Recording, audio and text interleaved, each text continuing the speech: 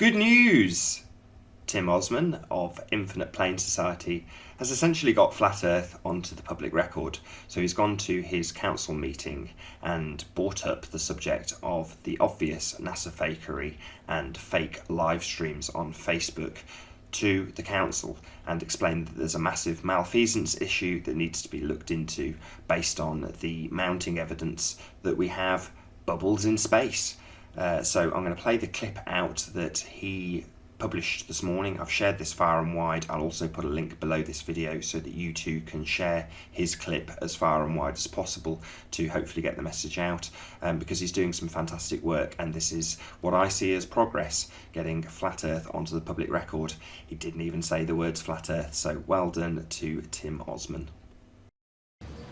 I say welcome. I want to draw the public's attention to what may be an extremely egregious example of malfeasance, and just to help illustrate the gravity of the situation, imagine if the federal government gave $19.5 billion to Hollywood. I think we'd all be pretty upset by this.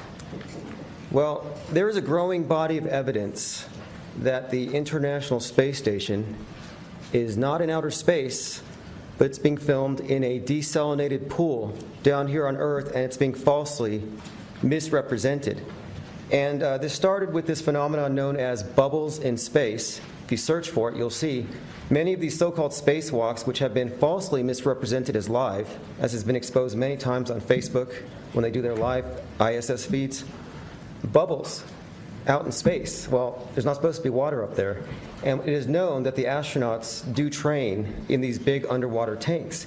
And so this body of evidence, and it's not just bubbles in space, there are harnesses or green screens, evidence of flights that are actually on parabolic flights, not in space.